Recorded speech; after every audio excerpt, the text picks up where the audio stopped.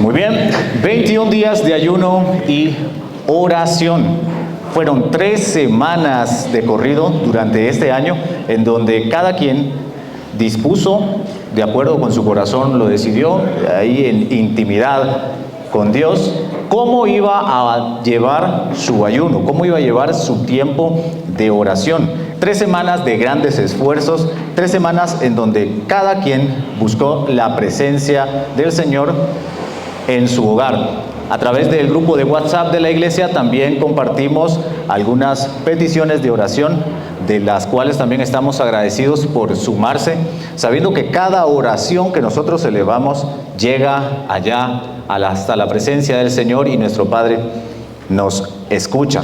Este año también lo iniciamos con la serie Primero lo Primero. Y el primer domingo aprendimos acerca de la palabra y su importancia en la vida del creyente.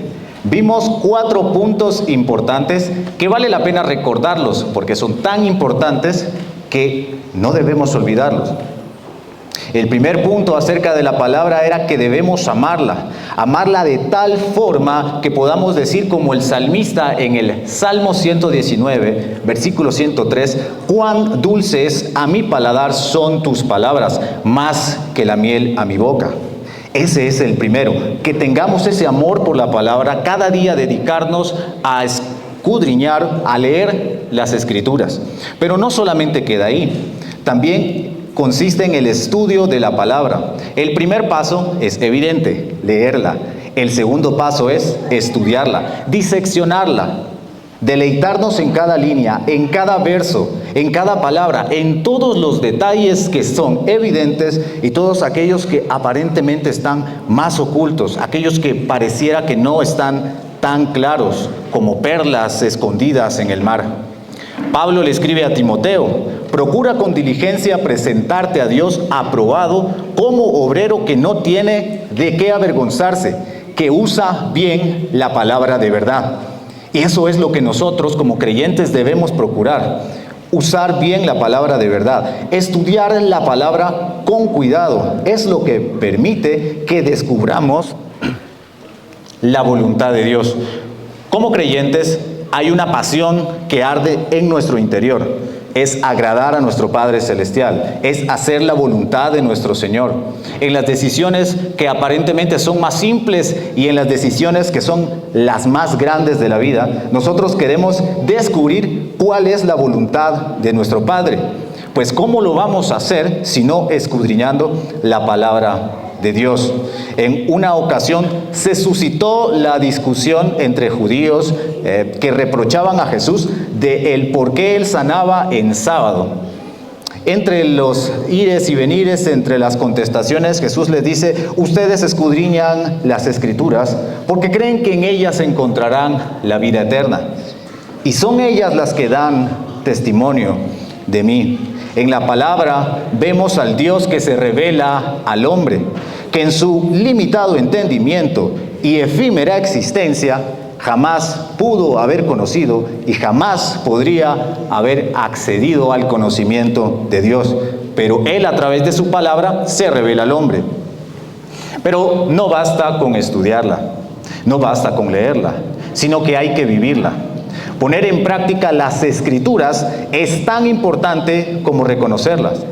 Santiago lo expresa así: pero sed hacedores de la palabra y no solamente oidores, engañándoos a vosotros mismos.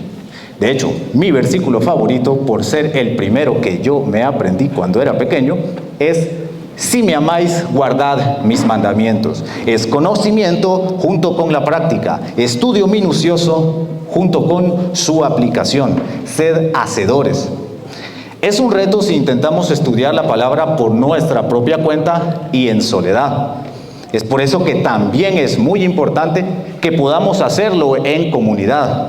Por ello es de que en la iglesia tenemos los grupos de vida, grupos en donde se reúnen, grupos en donde compartimos, donde estudiamos la palabra, en donde cada uno edifica al otro. Vemos el ejemplo en la iglesia primitiva, en Hechos capítulo 2, dice: y perseveraban en la doctrina de los apóstoles, en la comunión unos con otros, en el partimiento del pan y en las oraciones. reunidos tanto en el templo como en las casas. A manera de síntesis de la palabra, podemos recordar la instrucción que el Señor le dio a Josué. Nunca se apartará de tu boca este libro de la ley, sino que de día y de noche meditarás en él, para que guardes y hagas conforme a todo lo que en él está escrito, porque entonces harás prosperar tu camino y todo te saldrá bien. ¿Qué sería de la vida de todo creyente, de todo ser humano, si atendiera las palabras que se le dieron a Josué? Queremos que nos vaya bien, queremos que nuestro camino prospere, queremos agradar a nuestro Señor y Salvador. Los invito a que recordemos estos 4 principios. Los vimos el primer domingo de este año. En el segundo domingo aprendimos acerca de la adoración. Nos explicaron que generalmente está la idea popular de relacionarlo con un género musical, pero en realidad no. La adoración no es un género musical, no es un estilo, sino una actitud que debemos tener hacia nuestro Dios, reconociendo la grandeza y rendirnos a Él. Más allá del lenguaje tanto verbal como físico, porque algunos cantan alzando manos, otros aplaudiendo, otros somos un poquito más tímidos, cada quien tiene su forma de expresar su devoción a Dios. Más allá de eso es la actitud, es algo interno, es un reconocimiento de la grandeza de Dios. Vimos que el ser humano por naturaleza busca adorar, y el propósito es ese. Fuimos creados para adorar a Dios, tal como podemos deducir de Isaías capítulo 43, versículo 7, que dice: trae a todo el que sea llamado por mi nombre, al que yo he creado para mi gloria, al que yo hice y formé. Siendo la adoración algo interno del Espíritu, Dios, que escudriña los corazones y pesa a todos los seres humanos y conoce muy a nuestros adentros, nuestros pensamientos, en una parte de la palabra dice que Él busca adoradores, pero son adoradores verdaderos, no limitados por el tiempo, no limitados por un lugar, no limitados a un servicio de domingo, sino aquellos que, como Pablo y Silas, cuando estaban arrestados a medianoche, oraban y cantaban himnos a Dios, y los demás presos lo oían. Aquellos también que el apóstol Juan vio en sus visiones en el capítulo 2 de Apocalipsis, de millares y millones de millones, que cantaban con sus fuerzas: digno es el Cordero, el que ha sido sacrificado, de recibir el poder, la riqueza y la sabiduría, la fortaleza y la honra, la gloria y la alabanza. Eso fue el segundo domingo de este año, de este mes. El domingo pasado vimos la importancia de la comunidad. Somos, por naturaleza, seres sociales. Ya lo expresa la palabra. No es bueno que el hombre esté solo. Un principio que, a mi parecer, es interesante y tiene una trascendencia mucho mayor que la barrera del pecado. Pues Dios lo dijo antes de la caída del hombre. Y si el pecado es aquello que nos separa de Dios, ¿qué decir de la soledad, que no era buena incluso antes de que entrara el pecado? No es de desestimar la comunidad, porque perspectivas psicológicas, económicas, antropológicas, pero basta con ver cómo era la iglesia en el primer siglo. Ya lo he mencionado anteriormente, todos los días en el templo y de casa en casa no cesaban de enseñar y predicar a Jesús como el Cristo. Pablo lo enfatiza varias veces en sus cartas. Por ejemplo, en Primera de Tesalonicenses dice: por tanto, alentaos los unos a los otros y edificaos unos a otros, así como lo hacéis. A los Gálatas escribe: sobrellevad los unos las cargas de los otros y cumplid así la ley de Cristo. Por último, quiero resaltar lo que expresa a los Filipenses: completad mi gozo, sintiendo lo mismo, teniendo el mismo amor, unánimes, sintiendo una misma cosa. Eso fue lo que vimos el domingo pasado, la importancia de la comunidad. Es por eso que cada uno de nosotros debemos participar en un grupo de vida. Como cuarto punto de nuestra serie, tenemos a continuación la oración. La oración es mucho más que una práctica religiosa.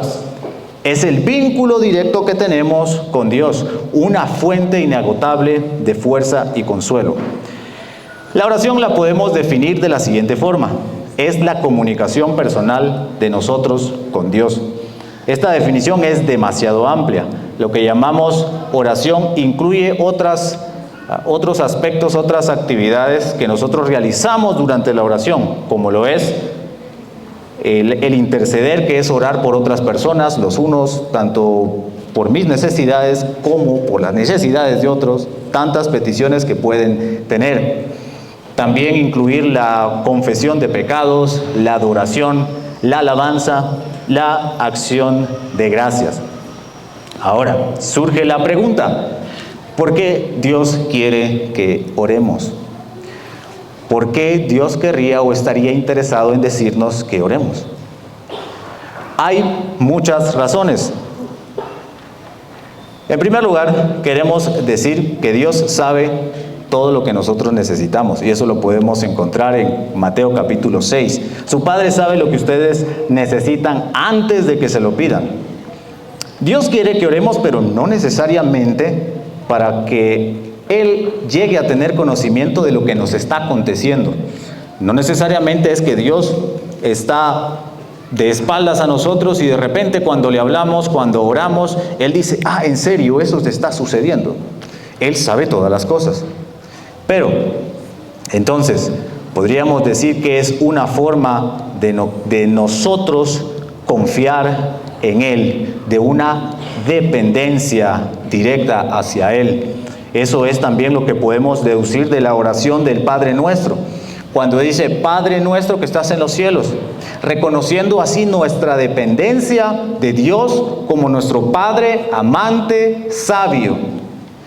La Biblia también enfatiza mucho que debemos confiar en Dios al orar. Por ejemplo, cuando Jesús compara la oración con aquel padre que sus hijos le piden unos peces y le dice: pues, ¿quién, si su hijo le pide un pez, le dará una serpiente? Pues si ustedes, aun siendo malos, saben dar cosas buenas a sus hijos, ¿cuánto más el Padre Celestial dará el Espíritu Santo a quienes se lo pidan? Hay tantas razones por las cuales podríamos decir que Dios está interesado o quiere que nosotros oremos, como lo es la comunión con Él. ¿Qué padre no se deleita cuando su hijo lo abraza, cuando su hijo lo busca, cuando hay una conexión?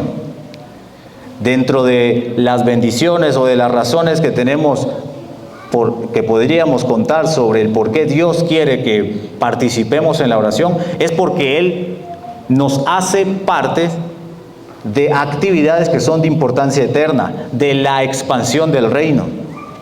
Y otra de las razones es porque así damos gloria a Dios. Claro está, hay muchas dificultades en cuanto a la oración.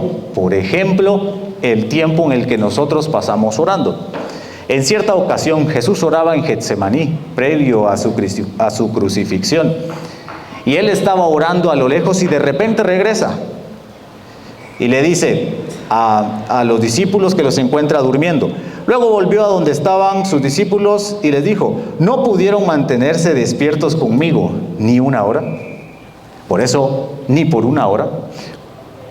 ¿A cuántos se les hace complicado pasar orando o permanecer durante 60 minutos en una oración? En oración.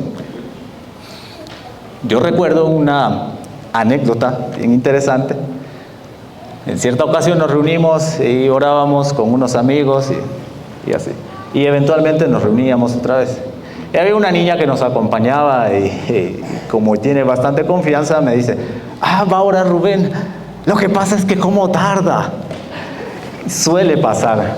Cuando hay personas que encuentran ese sabor a la oración, simplemente el tiempo va pasando. Pero esto tiene que ver con los hábitos. Nosotros somos el resultado de nuestros hábitos y nuestros hábitos son el resultado de nuestras decisiones. Y nuestras decisiones, ¿por qué están determinadas? Y yo haría la pregunta, ¿cuáles son tus motivaciones? ¿Quién está gobernando en tu corazón? Entonces Jesús les dice, ni por una hora. Podemos leer en muchas ocasiones la invitación en la palabra a perseverar en la oración. Pablo se los dijo a los colosenses, perseverad en la oración, velando en ella con acción de gracias. En el capítulo 9 del libro de Daniel podemos también ver un modelo de oración de cómo Daniel intercede. Y vemos, yo los invito a que puedan leer en su casa el capítulo 9 de Daniel. Hay varios ejemplos ahí de cómo él se va dirigiendo al Señor, cómo se va dirigiendo a su Creador, al Dios Todopoderoso, lo alaba, pide perdón, intercede por sus hermanos, intercede por él mismo. Y eventualmente, en versículo 22, le responden, Daniel, el arcángel Gabriel llega a él y le dice, he venido en este momento para que entiendas todo con claridad. Tan pronto como comenzaste a orar, hubo una respuesta que vine a decirte porque eres muy apreciado. Al igual que con Daniel, no sé ustedes, pero yo esperaría que Dios tuviera ese sentimiento de decirme, eres muy apreciado, he escuchado tus oraciones. Y esa es también la seguridad que nosotros podemos tener para con nuestro Padre Celestial, quien dijo que todas nuestras oraciones son escuchadas. Pero avancemos. ¿Cómo pues podemos nosotros desarrollar una vida de oración? Daniel, por ejemplo, oraba 3 veces al día. Y vemos de que el testimonio de Daniel ha trascendido las edades. Hablamos de él desde los púlpitos, y no solo acá, sino alrededor del mundo, en todos los idiomas. Porque él tenía una vida de oración. Otro que tuvo una vida de oración fue Moisés. Él subió al monte, un ejemplo o una representación de entrar en la presencia de Dios, de estar con él. Que cuando bajaba su semblante resplandecía. Que así puedan decir de cada uno de nosotros, ellos verdaderamente están en la presencia del Señor. ¿Por qué? Porque se siente cuando ellos hablan, se siente cuando caminan, se siente cuando ellos entran al salón. Hay algo, un no sé qué, es una diferencia, y eso es que el Espíritu Santo está en tu vida, eso es de que tú has pasado tiempo con tu Creador, eso es de que tu Padre se está manifestando a través de ti. 3 puntos importantes para que nosotros podamos cultivar una vida de oración. Ten cierto tiempo, ten un lugar determinado y ten cierto plan. Tenemos nosotros acá este libro, Ora Primero. En este libro, Ora Primero, si no le han sacado todo el jugo que pueden, yo los invito a que lo puedan hacer, porque está repleto de ejemplos de cómo nosotros podemos orar. Que por cierto, hay una parte acá que es mi favorita, ya vamos a ir diciendo. Siguiente. La oración de las Escrituras. Por medio del grupo de WhatsApp se les solicitó que pudieran traer su libro. ¿Trajeron su tarea? O al menos su material. No se preocupen, lo tenemos en pantalla. La oración de las Escrituras. Siguiente. Consiste en leer, meditar y aplicar directamente las palabras de la Biblia en nuestras conversaciones con Dios. Personalmente es algo que yo hago, le puedo decir. Tomo la palabra, leo algo y entonces oro. Pongamos el ejemplo. Tenemos el Salmo 23. Eso lo pueden encontrar ustedes en la página 18. Si no lo tienen, gustosamente se los haremos llegar. Si no, también lo enviaremos por el grupo de WhatsApp, que también se ha enviado la versión en digital de este libro. Conocemos todos el Salmo 23. El Señor es mi pastor, nada me falta. En verdes pastos me hace descansar. Y continuamos. Eso es como está literalmente escrito. ¿Cómo nosotros podemos hacerla una versión personal? Siguiente. Dios, eso está en la página 19. Dios, eres mi proveedor y sé que me cuidarás. Gracias por guiarme a lugares de descanso. Tú eres mi fuente de energía y pasión. Y así podemos continuar. Otro tip personal, por si ustedes dicen, yo la verdad es que no vivo no llevo una vida de oración. Yo lo que aconsejo es, tomen los salmos, empiecen desde el Salmo 1, lean el Salmo y oren a partir del Salmo. Así. Y entonces, el tiempo, cuando ustedes se vayan dando cuenta, simplemente pasa desapercibido. Ustedes pueden pasar 1 hora, 2 horas, y cuando se dan cuenta no quieren salir de ese momento. Una intimidad que llegan a tener.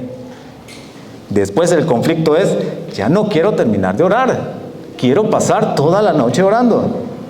Grandes siervos del Señor, grandes predicadores, grandes profetas, grandes personas que están incluidas en la palabra y que podemos también escudriñar a través de la historia, tuvieron éxito por llevar una vida de oración. ¿Qué pasaría si cada uno de nosotros cultiváramos ese principio de la oración cada día? El principio de ora primero. Pero aquí hay una situación interesante. Hay algunas complicaciones derivadas de nuestra naturaleza pecaminosa con relación a la oración. Unos estorbos, algunas barreras, algunos impedimentos. Los he llamado así. Leemos en la siguiente porción de la palabra. He aquí, no se ha cortado la mano de Jehová para salvar, ni se ha agravado su oído para oír. Pero vuestras iniquidades han hecho división entre vosotros y vuestro Dios. Vuestros pecados han hecho ocultar de vosotros su rostro para no oír. Dios oculta su oído de las oraciones de aquellos que consienten el pecado conocido. Yo los invito a reflexionar y primeramente lo hago yo. ¿Qué cosas en mi vida estoy tolerando que me impiden acercarme con toda libertad en oración? ¿Qué cosas están robando el primer lugar a Dios? El segundo impedimento, barrera o estorbo que podríamos encontrar es muy similar, la desobediencia voluntaria. En Proverbios capítulo 28 y versículo 9 dice, Dios aborrece hasta la oración del que se niega a obedecer la ley. ¿Qué cosas de la palabra nosotros conocemos que no estamos obedeciendo?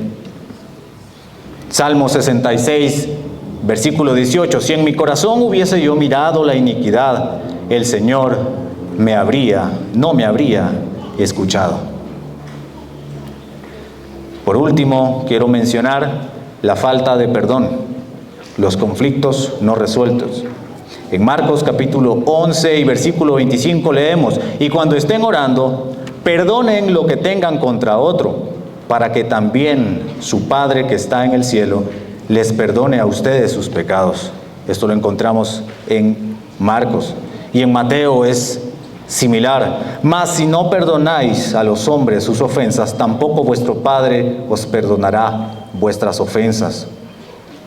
Es tan importante el perdón en nuestra vida, que también lo encontramos en Efesios capítulo 4, versículos 30 al 32. Y no contristéis al Espíritu Santo de Dios, con el cual fuisteis sellados para el día de la redención. Quítense de vosotros toda amargura, enojo, ira, gritería, maledicencia y toda malicia.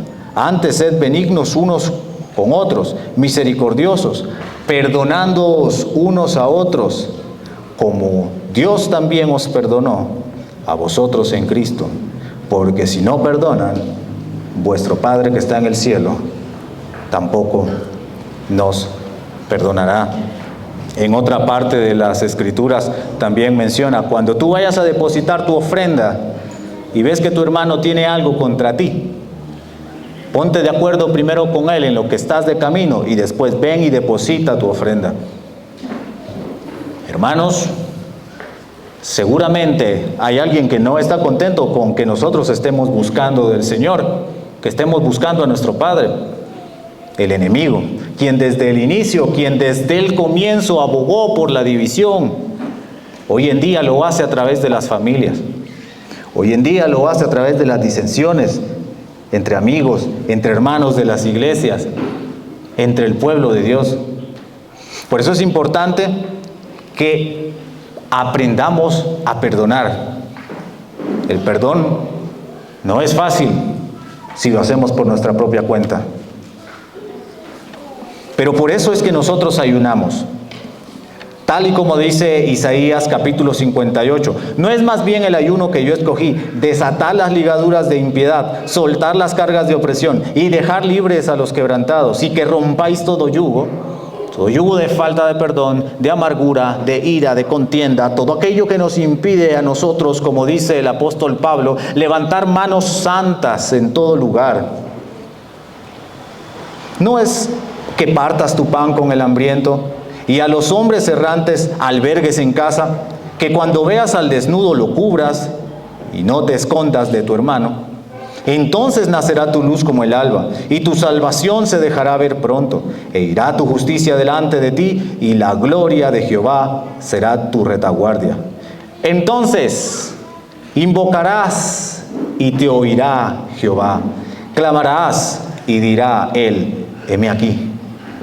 Si quitares de en medio de ti el yugo, el dedo amenazador y el hablar vanidad, y si dieres tu pan al hambriento y saciares el alma afligida, en las tinieblas nacerá tu luz y tu oscuridad será como el mediodía. Sin duda alguna, al permanecer nosotros en la carne, tenemos luchas. Ya lo expresa en muchas ocasiones la palabra, que es una lucha de la carne contra el espíritu. Y que hay áreas de nuestra vida en donde nosotros debemos encontrar fortaleza, libertad. Y no podemos hacerlo por nuestra propia cuenta. Y no podríamos nosotros encontrar esa libertad sin oración.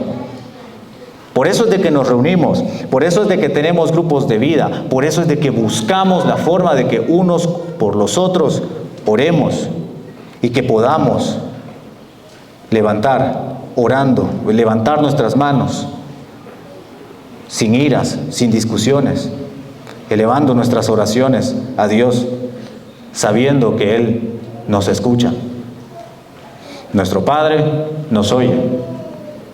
Y yo los invito en este momento que podamos cerrar nuestros ojos y reflexionar y decirle, Padre, estoy acá. Quiero acercarme a ti. Quiero que tu presencia habite en medio de nosotros. Queremos que tomes todo el control. Padre, todas esas cosas que nos impiden acercarnos con libertad a ti.